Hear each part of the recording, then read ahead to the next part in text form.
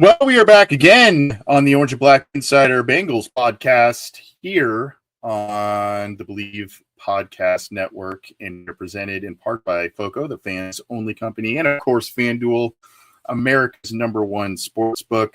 We were talking about a win the other night, and then now we get to talk about turning the page a little bit onto the next opponent. So we'll talk about matchups to watch. We'll talk about injury reports. The Bengals made a flurry of moves this week, so we'll talk about that as well. Maybe a couple predictions, and then we've got some exciting news at the end of the show for you as well. Spoiler alert a little bit, we'll be back again this week with more stuff for you. So excited about that. Yeah, maybe I'm dropping that on you too, John. I don't know. A surprise. No, you knew. I did. Yeah, you did. But hey, welcome in everybody, and whether you're tuning in live or after the fact, you can get this show on your favorite audio streamer in the Believe in Cincy, BLEAV in Cincy podcast with a lot of other great programs that'll give you your Bengals fix. And you can get that on your favorite audio streamer, as I said, or you can check out our live stream videos on a number of different Twitter accounts, as well as the Cincy Jungle Facebook account, or our YouTube channel, the Orange and Black Insider, and you can go through our old catalog. We've got some cool stuff for you, some interviews, and of course shows like this and all kinds of different stuff you can check out if you're new around these parts. But welcome to at least live stream for those tuning in live. Otherwise, if you're listening after, that's okay. But hey, we'd love to see you live too. John, how are you, buddy? I'm good, man. It's already week 2. We only got 16 games left. The season's just going by too fast at this point. I don't know. It's been a whirlwind of a week, I guess. It has. It definitely has. But yeah, it is weird, man. It's like, wow, we're already getting into mid-September. Crazy. But the Bengals do have an opponent, and initially on the schedule, you look at the game, and it looked like maybe something the Bengals would have, easily handled, but Bengals struggled a little bit. They did get the win in week 1. Their opponent last week looked pretty dang good against another lesser opponent, though, but they still look pretty dang good. Regardless, before we kind of get into, a little bit of the background of what the Jaguars looked like last week and some of the facets with the Bengals, there are some roster moves and injury reports to report on. John, do you want to do the roster move or the injury report first? Let's do the roster moves first, because that happened earlier this week. So, as everyone knows, Mike Pennell was signed to the practice squad last Monday. Chiefs kind of surprisingly released him. They wanted to bring him back, but on a cheaper deal. So the Chiefs kind of cheapened out and just gave Mike Pennell the boot. Mike Pennell took it personally. He signed with a team that obviously the Chiefs aren't very fond of, to the practice squad. Mike Pennell was elevated to the practice squad for week 1, played 22 snaps, was really good, and is now officially defensive tackle number 4, because Mike Pennell is now signed to the active roster. And that means that the Bengals have 6 defensive tackles to work with. They're only going to probably play 4 every single week. And when everyone is healthy, that means that McKinley Jackson and Howard Cross III, the undrafted free agent rookie at Notre Dame who played under Al Golden, they're probably going to be inactive. So this has been kind of building towards this since Pennell was brought into the building. The initial reporting around him joining the practice squad initially was that he was going to be elevated pretty soon, because he had been obviously practicing during Chiefs training camp and playing in the preseason. He's played in well over 150 games. So he's probably, I think, their most experienced player on the roster by far. And he just joined the team last week. So he's officially kind of entrenched now as that fourth defensive tackle, the backup to TJ Slaton at nose tackle, and you still have the rotation, a pretty equal rotation as we saw last week from BJ Hill and Chris Jenkins Jr. So that's what's going on the defensive line, the active roster. Replacing Pinnell on the practice squad was Isaiah Foskey, who was another Al Golden former player. Al Golden didn't recruit him. He was only a senior in Al Golden's first year at Notre Dame in 2022, but he was also really productive that year. He had, I think 11 in sacks, 14 tackles for loss. He was drafted 40th overall by the New Orleans Saints in the second round of the 2023 NFL draft, but after 27 games with the Saints, just didn't really pan out there. I don't know if it was a scheme misfit, if he just didn't really develop. He wasn't an elite athlete necessarily. He has some athletic traits for sure, but he's not a guy that can just burst around and bend around the edge. He's got some size to him, and I think the Bengals still value that when they're going up against, some of these AFC North teams. So it helps to have that kind of size kind of in the building. So he replaced Pinnell on the practice squad. They also brought in another defensive end on the practice squad, in Miles Cole, who was a 7th-round pick by the Jaguars, I think last year in 2024. He's another big body guy. He kind of really is reminiscent of the old Michael Johnson, Carlos Dunlap type defensive ends, well over 6'5", 270 pounds. So he's got length to him as well. And they had to get rid of Isaiah Thomas to fit him on the practice squad. But the whole reason why Mike Pinnell got to the active roster is because they had a spot open up for him when they placed Lucas Patrick on the reserve injured list. Lucas Patrick obviously suffered a calf injury against the Cleveland Browns after playing 16 snaps. I believe it's the same calf injury that he first kind of suffered in the beginning parts of training camp. He missed a handful of practices late in July, kind of early August. It kind of threw a wrench in some of their plans there with the competition at right guard. So Zach Taylor said he was going to be out a couple weeks. Being on the injured reserve list means that you're going to be out for at least 4 weeks. So this gives him probably enough time to fully get healthy and then come back potentially as the first backup offensive lineman off the bench, or to see if he can start again, because Dalton Risner now is going to get at least a handful of weeks here to start at right guard, to prepare to start at right guard.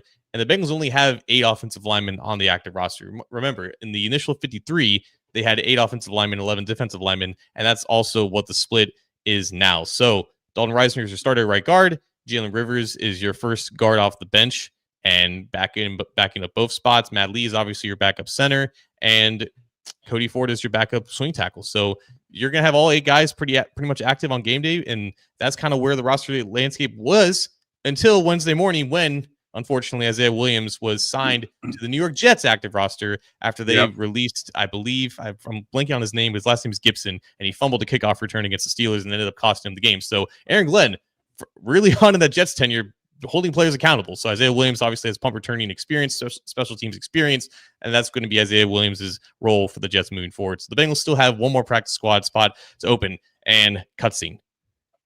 Yeah, well done. I mean, I'm relaxed over here. You need to take a couple breaths, buddy.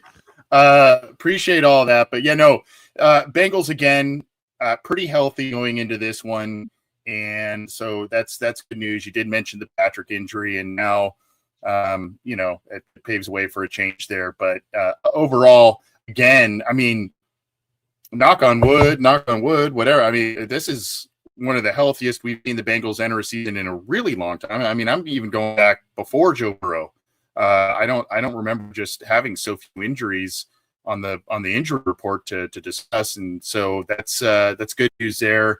The Bengals have to do a little bit of adjusting on the offensive line, and we'll see how that worked. As we mentioned last week, John, the offensive line played pretty well for about a half, and Myles Garrett did Myles Garrett things, and then there were some struggles. They didn't get much push in the run game. Myles Garrett was kind of blowing up the pass game, and some other factors were at play as well there. There were some missed reads between the quarterbacks and receivers and different things that were going on there. But regardless, the Bengals now have their home opener, and they are bringing into town the Jacksonville Jaguars, who had an impressive performance against the Panthers. Bryce Young, who appeared to turn a corner late last year, had some difficult moments in this one, but it was Travis Etienne, a guy who is obviously very talented, has had some injury issues in the NFL, but multi-dimensional player and a good weapon for that offense. He ran pretty wild over the Panthers defense, and that's something obviously the Bengals are coming off a really good performance on defense, at least. I mean, when you look at it, far better than many of us assumed it would look, especially so early. So now the Jaguars are looking to integrate Travis Etienne once again. Can the Bengals step up and stop the run? And then, of course, we can talk a little Travis Hunter as well in just a little bit. But Etienne is definitely dynamic, and he's on.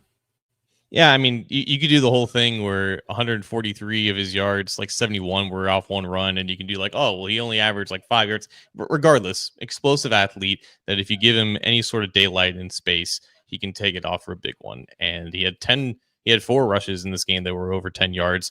They're kind of split in terms of their run schemes are pretty diverse in that regard. This is a brand new offense that the Bengals have to kind of account for. Liam Cohen is obviously the head coach. There was the whole controversy of how he ended up there in the first place, but one of the more innovative offensive minds in the NFL now. Zach Taylor actually had an interesting story about the first time that he heard about him. Cohen was coaching for Maine, and Maine played UConn like the week before UC played UConn in 2016. So it's crazy how like wild these connections can go back for like 9 years into the past. But now obviously both are play calling head coaches in the NFL, and again, like I think it benefits the Bengals that they're going up against a team that doesn't normally play them, right? Like the AFC North, everyone knows who everyone is now, and like it's just tough to kind of throw any new wrinkles in there. But benefits the Bengals going up against a new team in the Jags. But there's also that unfamiliarity about what this offense is going to look like, and the fact that they have not just ETN obviously, but very special athletes throughout this roster to try to give Trevor Lawrence the best possible chance of success. It is definitely going to be an interesting matchup. So we just mentioned his name, but Travis Hunter doing some different things for the Jaguars. There's going to be a post on Cincy Jungle, one of those classic 5 questions with the enemy type of thing, and we'll be talking to a Jaguars writer. And one of the questions I have is, what do you foresee is the plan not only this week but in the weeks going forward with Travis Hunter, and is it kind of a see as you go type of thing? It's just kind of, we'll give him a little more touches here, see how he responds, maybe more time on both sides of the ball, see how he responds, that sort of thing. So I haven't received the answers to that yet, but that's kind of my thinking with it, is that, it's going to be kind of a, hey, well, we're dedicating X amount of snaps to you on either side of the ball. And then we're going to kind of, as we see some more positive things, few more snaps. But another guy who's a very, very dynamic weapon, obviously number 2 overall pick in the draft, and can do a lot of different things. They are trying to make life, and Trevor Lawrence has had some good moments in the NFL, and he's had some not good moments in the NFL, but they're trying to make life easier for him. And hey, just get the ball, maybe sometimes out quickly and into the hands of some of these explosive players like Etienne and Hunter. Yeah, I didn't scout Hunter that much, knowing that he was never going to be in the plans of the Bengals to draft. I believe he was number 1. Long gone. He was like number 1 by far in like Duke Tobin's board. I think he like name dropped him several times about like who's the best player in this draft. But I didn't know how much in terms of the slot and the boundary that he played in his splits at Colorado. Obviously, he played well over 100 snaps a game, being on both sides of the ball. But I was under the impression that they kept him in a pretty similar alignment throughout the games. And this one, he, in terms of just passing downs, 34 passing plays that he ran, 20 of them were in the slot, eight of them were out wide. And I don't know if that was, again, matchup based off of what they liked against Carolina. But, he's got the length and he's got the speed to play on the outside. And now you got a Bengals defense in the secondary that is a little bit different in terms of how they align and how they move their guys around. In this past game, you had Cam Taylor-Britt following guys into the slot, and he didn't necessarily have the best game, but you have Dax Hill, who can also be in the slot. DJ Turner, I think, could be an interesting matchup for him because Turner has, maybe not as much of the length as Cam Taylor-Britt, but Turner's probably their best straight line athlete if you want to account for that. So it would be interesting to see how much they move Hunter around again in this game, and if that's an indication of what is going to be going forward. I think Dax Hill's probably their best overall cornerback to face him. But again, like I think there could be scenarios where he can be isolated against Cam Taylor-Britt, who took a lot of accountability this week about how he just needs to play better. And we've kind of heard that, before from him, but that's just something that he can't necessarily hide from Hunter when he's up against him. And, he made a lot of comments last year about going up against Xavier Worthy against the Chiefs and had that great interception. But, Hunter he definitely deserves the respect, even if this is only his second career game. Yeah. I want to see what you think about this because, last week the Bengals blitzed more frequently and they blitzed from different spots. You have a more mobile quarterback in Trevor Lawrence as opposed to Joe Flacco. And like you said, if they're trying to line Hunter up in different spots, do you think that those blitzes will still kind of come frequently this week and from different areas, or do you think that they're going to play a little bit back a little bit more, maybe a little bit more spot because Lawrence can use his legs a little bit more, or do you just still say, hey, this is what worked for us last week? We're going to emulate it.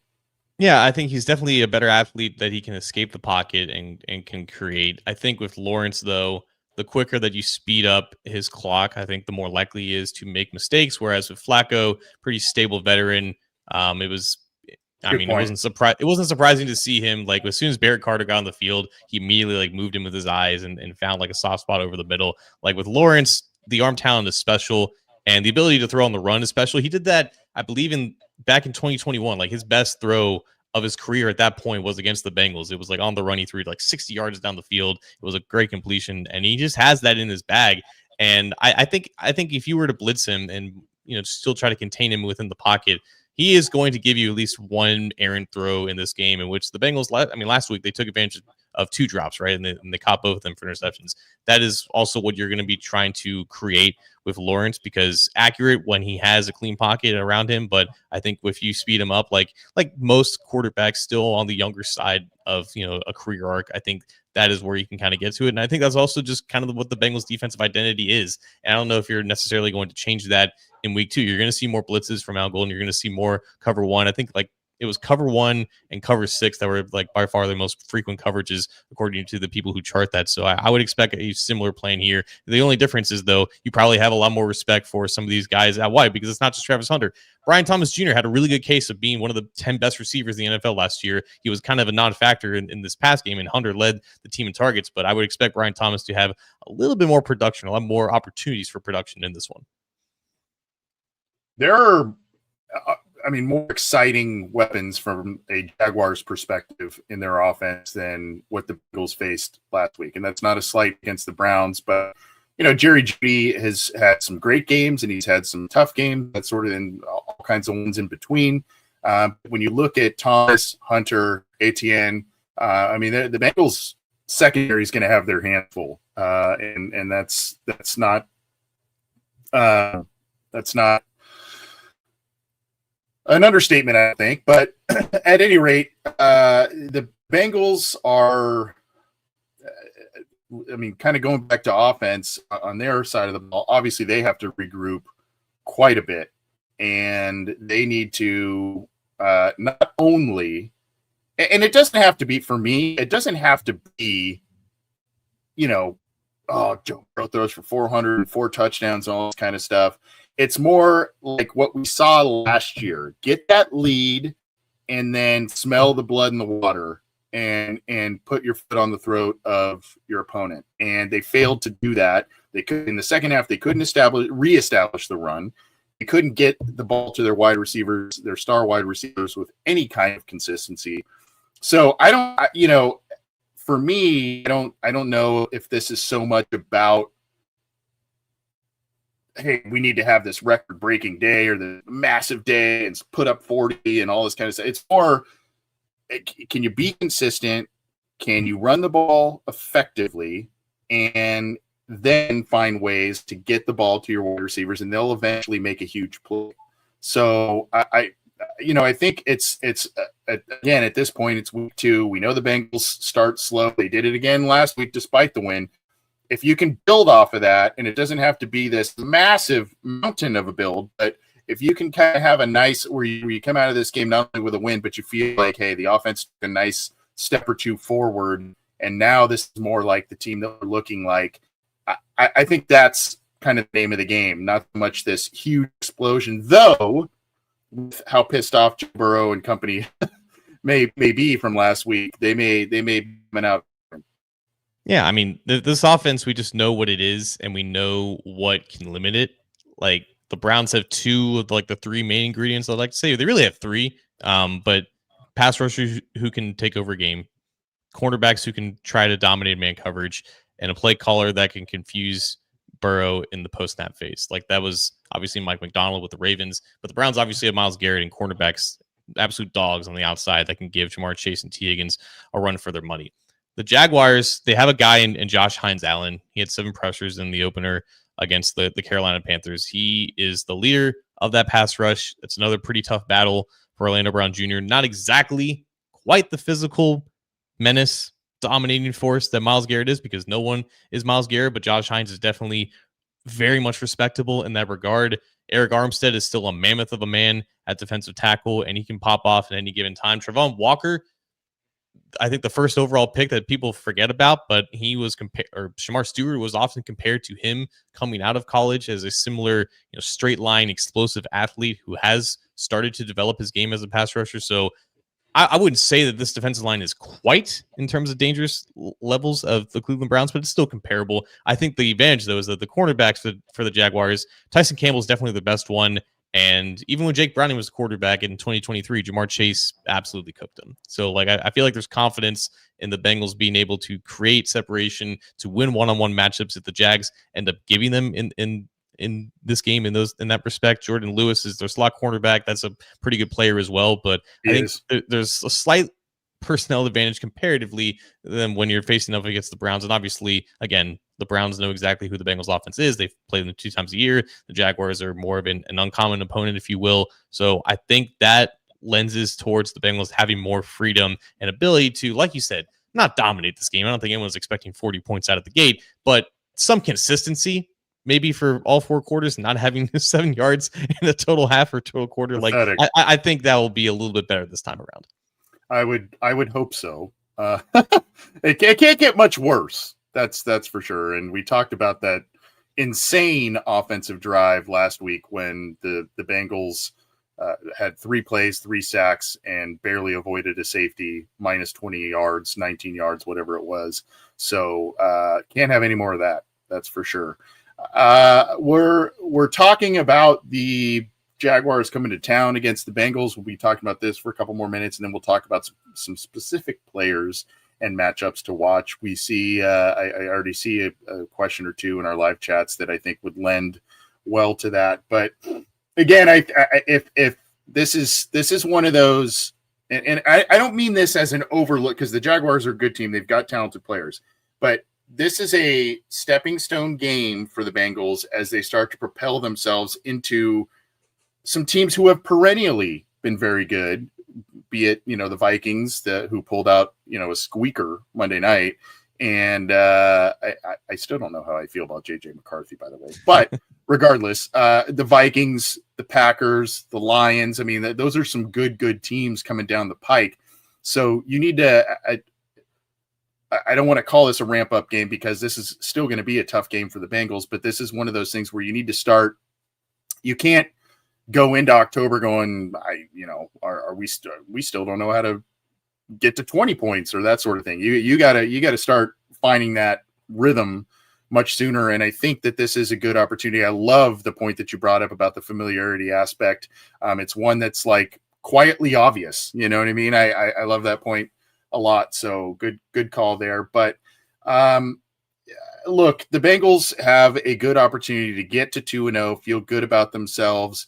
The Jaguars present some problems, some matchup problems, and the Bengals need to be aware of that for sure. And we're going to talk about that in just a second. But this is the Orange and Black Insider Bengals podcast, part of the Believe in Cincy podcast channel with a slate of other great Bengals programs, giving you stuff all throughout the week. Hopefully you enjoy that.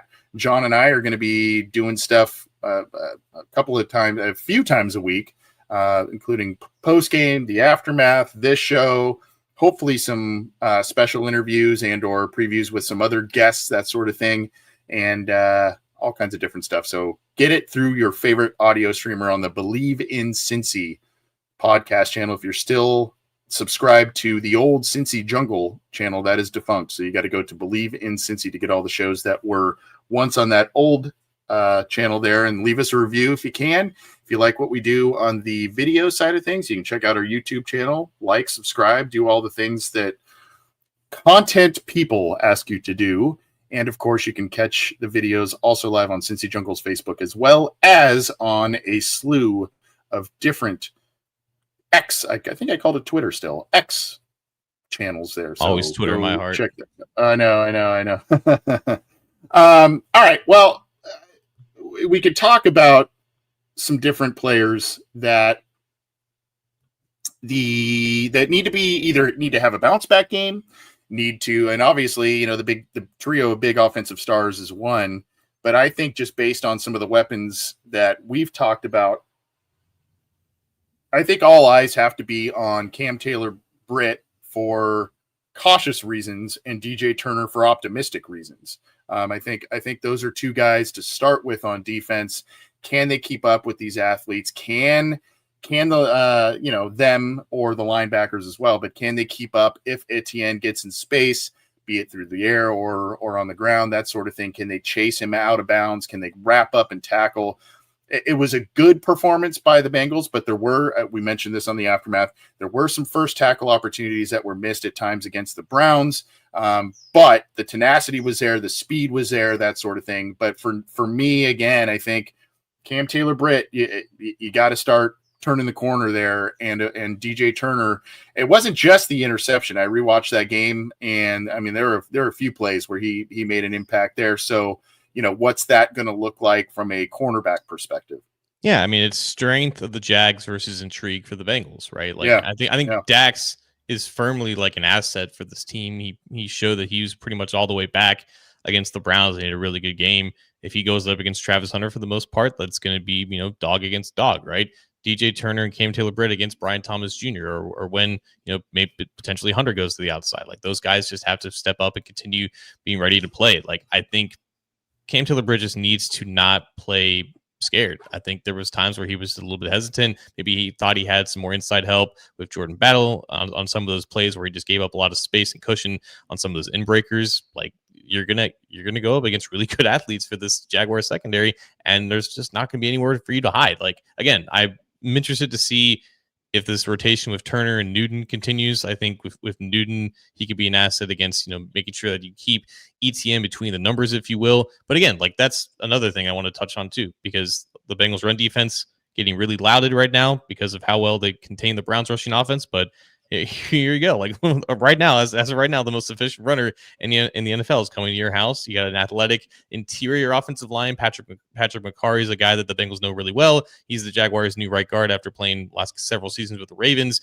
Ezra Cleveland, one of the more athletic guards. He's at left guard. Robert Hainsey at center. So athletic trio of blockers going up against TJ Slaton, BJ Hill, Chris Jenkins, who all played well. Mike Pennell threw him in there. All four of those guys played well against Cleveland. So it's continuing to kind of build off of what you did well last week, because if ETN runs like hell in this game like he did last week, it's going to be a lot harder for this defense to kind of hold this, this offense to 16 points again.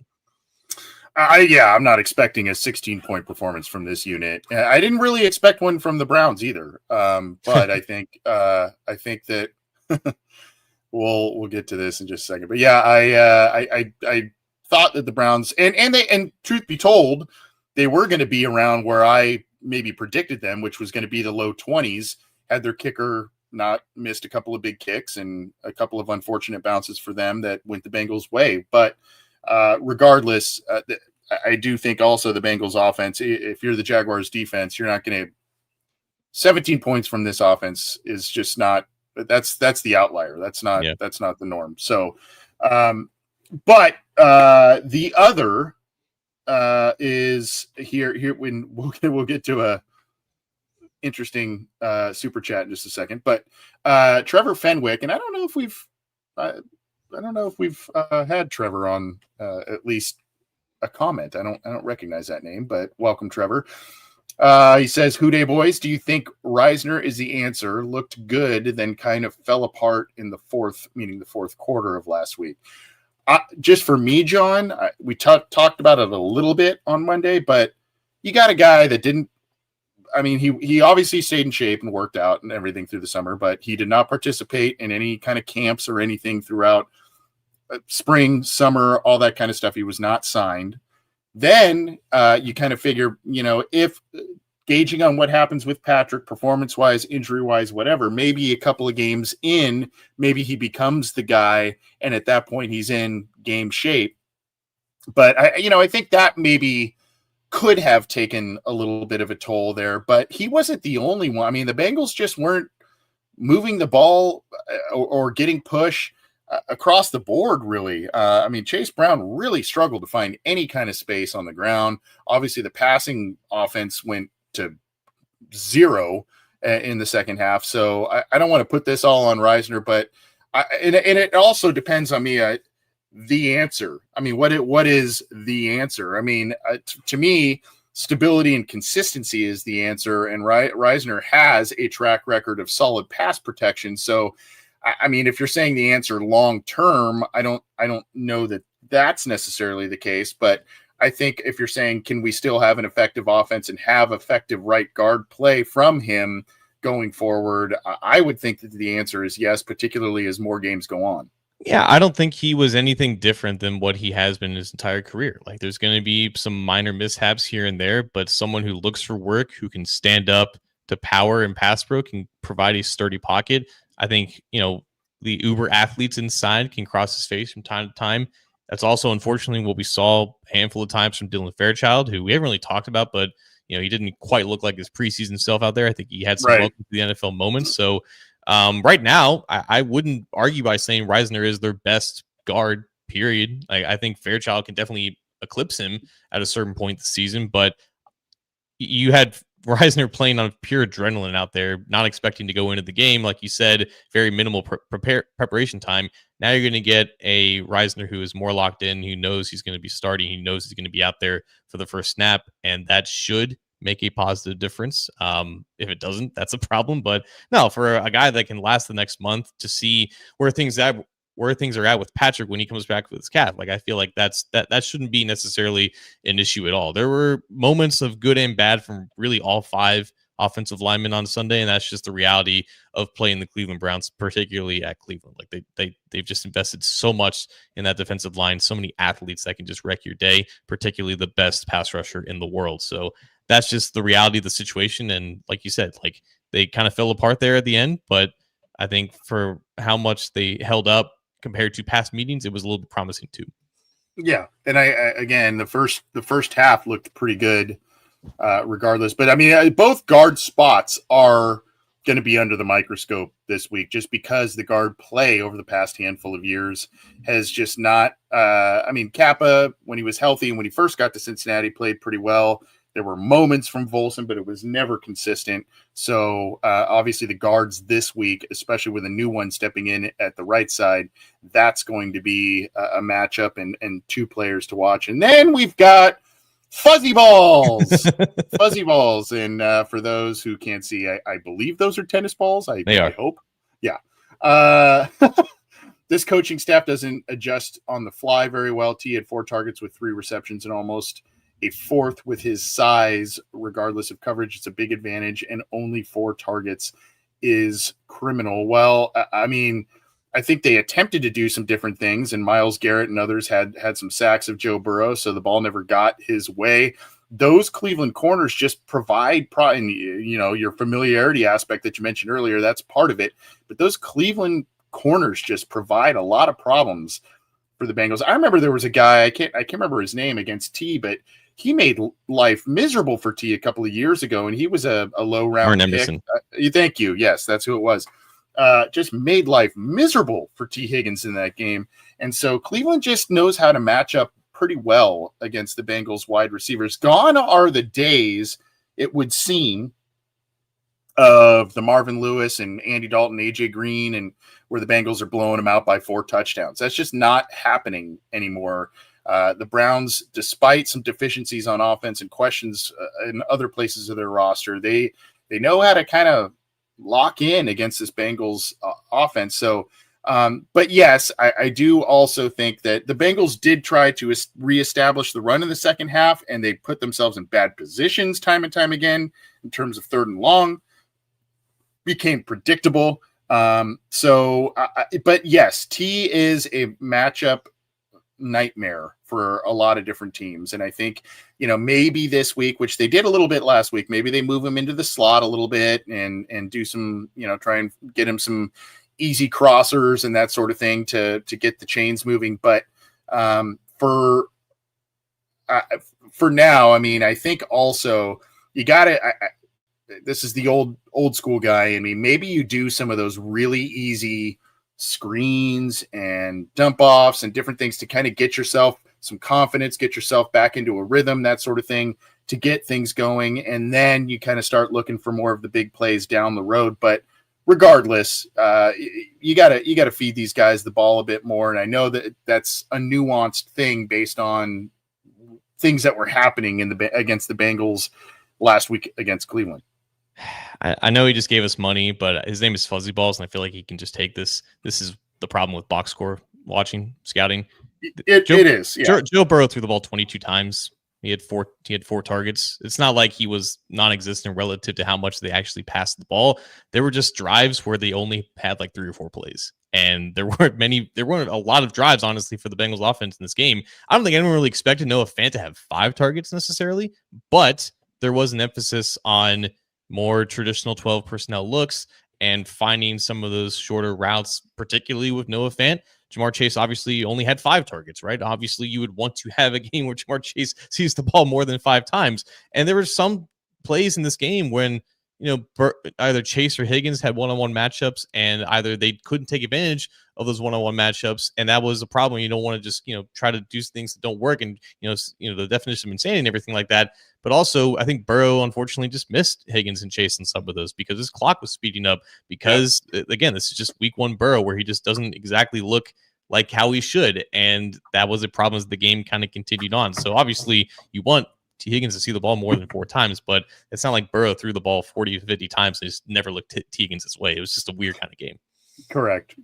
But I do expect that to change to some degree this week for both of those guys. And, like I said, maybe early on it's some of those confidence building, easy completion type of things. And then as the game goes on, maybe you're able to pop a big play. And some of those passes, aside from missed reads, some of those passes by Burrow, there was one, I think it was to Chase, and he looked like he had it over Newsome, and then, it was kind of a little short and low, and it was a deep ball, and Newsome knocked it away. And so there's a lot of different things that go into this. But thank you for the super chat. Thank you for the question. And those are 2 guys for sure to watch this week. I don't mean to slight the Jaguars, but just because of how and the track record of the Browns secondary and the Browns corners against these guys, I do think it's at least a slightly easier matchup for those guys. But, again, it's week 2.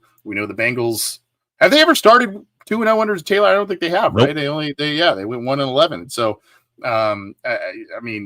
we could see another stumble. We saw it a couple of years ago in 2022, and they still made the AFC Championship game. But regardless, they need to kind of get things going from their stars. But another guy that I think all of us will be watching is Shamar Stewart and what they do with him this week, because he was just disruptive on a rotational role there, and he's just a big-bodied, quick guy, strong guy. And so is it almost like a Travis Hunter type of thing where you go, hey, you showed us some stuff in week 1, maybe we can spoon feed you a few more snaps or a few more different looks here, and maybe something favorable happens? Or do they just kind of keep it the same as last week because it worked pretty well, and just hope that, one of those pressures, one of those knockdowns turns into a sack, turns into a tip ball interception, that sort of thing? I am interested to see Stewart's usage. He was, I think, 9 or so snaps behind Osai in terms of the rotation. I would still expect Osai to start, but at this point, with this defensive line, like all 8 guys who are active are going to be involved, and it could just vary on week to week. I think with this Jaguars offensive line Anton Harrison was a Bengals target, I believe, in 2023. He was drafted in the first round, like right before Miles Murphy was picked. He's at right tackle. Walker Little, the guy who like barely played in college, he's at left tackle. I think I don't want to say that they're bad players, but I think that like the tackles are like the weak spots of this Jags offensive line, and they're again really athletic and spry in the middle.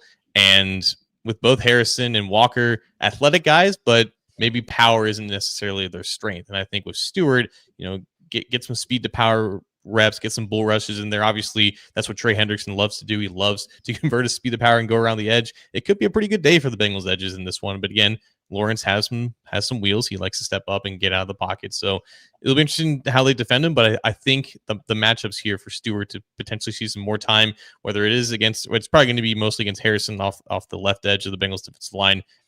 The spotlight's on him, and I think he impressed a lot of people. His name is kind of being circulated around right now as like one of the best rookies to start his career. So keep it up. We'll see how he does.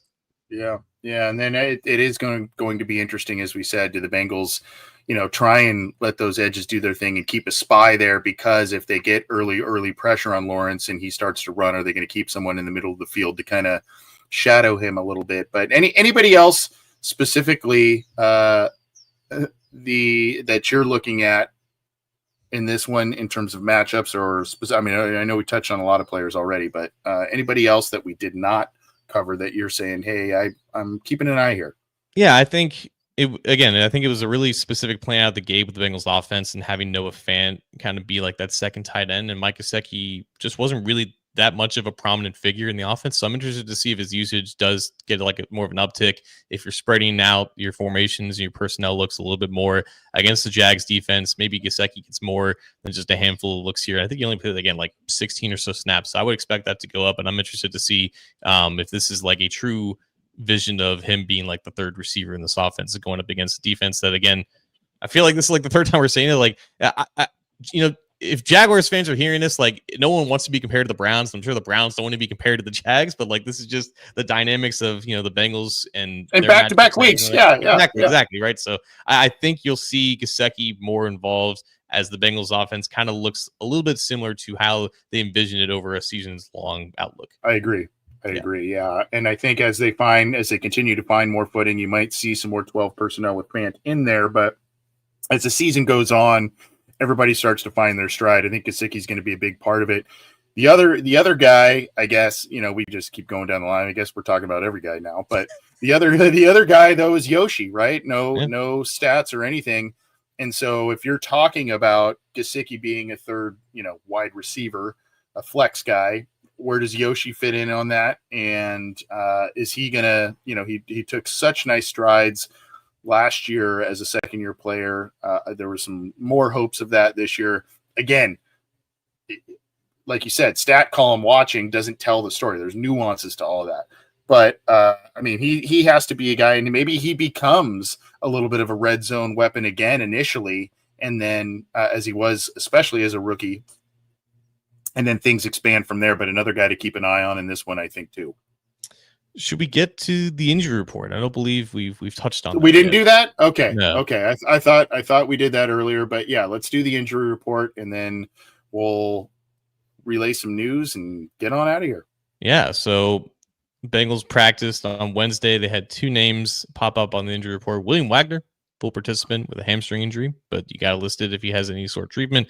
Marius Mims was limited with an ankle injury. And if you're listening to this sometime on Thursday, maybe that has changed, but Marius Mims didn't miss any snaps against the Browns, and this is the first practice of the week, so we don't know if he was just dinged up during that game and he, has to take it easy earlier this week, or if something happened during Wednesday's practice. All we know is that he was limited. The Jags had 3 players inactive last week because of injuries, and 3 of them are on their injury report. Cornerback Monteric Brown was limited with an ankle injury. Wyatt Milam, who I believe we profiled here on this channel, the rookie offensive lineman, West Virginia, he did not practice with a knee injury. He missed week 1 as well as another backup offensive lineman, Cole Van Lanen, who had a shoulder injury, but he was a full participant, along with Anton Harrison, who was a full participant with a back injury. So again, it's week 2. These injury reports are not going to be too extensive or anything like that. So both teams should be, again, pretty damn healthy for this game. Little scary about Wagner. We've seen the whole Clark Harris thing, so hopefully nothing like that happens. And unfortunately, this is, and we don't know how severe or not severe this is with Mims, but when you're that big and you play offensive line, you're unfortunately your knees and ankles are just subject to a lot of bodies falling into him, that sort of thing. And he has had some injury issues. That was kind of the big question coming out. Good player, but let's hope that that's not anything serious or anything that lingers there. Hopefully it's maybe just a little bit of treatment, midweek treatment, and the Bengals go from there. So thanks for bringing that up there, John. And overall, though, the Bengals are pretty healthy. I thought we went through it a little bit because we were talking the Lucas Patrick thing, but appreciate you going through it a little bit more. So let's drop the mic and get on out of here. A little bit of an abbreviated show. What do you got for us on the way out, my friend?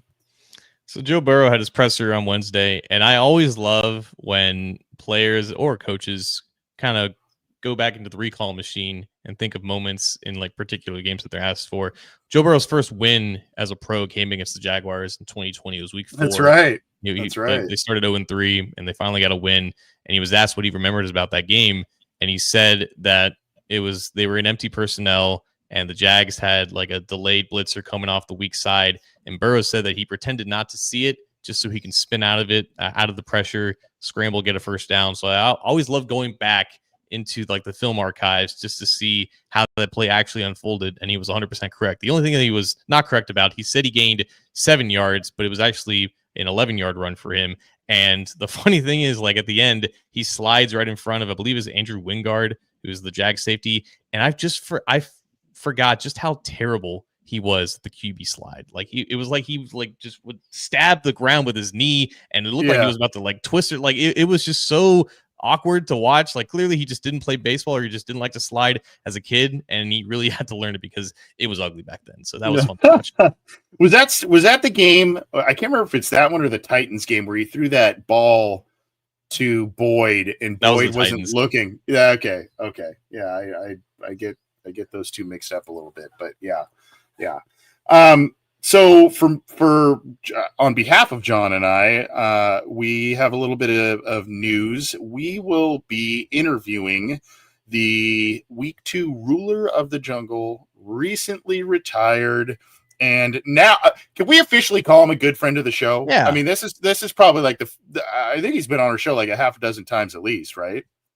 Something like that. Yeah. Yeah. Sam Hubbard is going to be joining our program on Friday to tee up all things Bengals, all things. I'm really curious to see how he feels about being ruler of the jungle, how he's enjoying retired life, and how he feels about this year's team. So you won't want to miss that. We will have that on our YouTube channel. We'll have write-ups on cincyjungle.com and all kinds of different stuff. And of course, that'll be on the audio side too. So you won't want to miss that. It's this time almost every year. It's either right before the season, right, John, or right after the kickoff of the season, that sort of thing. We always get to catch up with Sam, and I don't know. Maybe we should ask him. Does he specifically put us in the queue of show requests at this point? I don't know, but he just needs his fix. He just knows it's that time of year. Yep. A tradition unlike any other. And so we are very, very excited to have Sam Hubbard join us, especially since he will be ruler of the jungle this week. So you won't want to miss that. That'll be really, really cool. Looking forward to catching up with him again. Of course, this has been the Orange and Black Insider Bengals podcast, part of the Believe in Cincy, BLEAV, and Cincy, CINCY podcast channel, along with a couple of other great shows to give you your Bengals fix through your favorite audio streamers. So check that out, subscribe, leave us a review, hopefully a positive one. Check out our live video streams on a number of X accounts, as well as the Cincy Jungle Facebook page and our YouTube channel. If you like what we do on the YouTube side, go ahead and subscribe, tell a friend, tell them to like us. I don't know, do all the things, or tell us you don't like us. I don't know. Actually, no. Keep that to yourself. Yeah, I don't want to hear that. So, yeah, this has been a fun show previewing the Bengals against the Jaguars. We're looking forward to Sam Hubbard at the end of the week. And we'll be back with more, as I said, at the end of the week and through the weekend on the Orange and Black Insider. We will see you soon.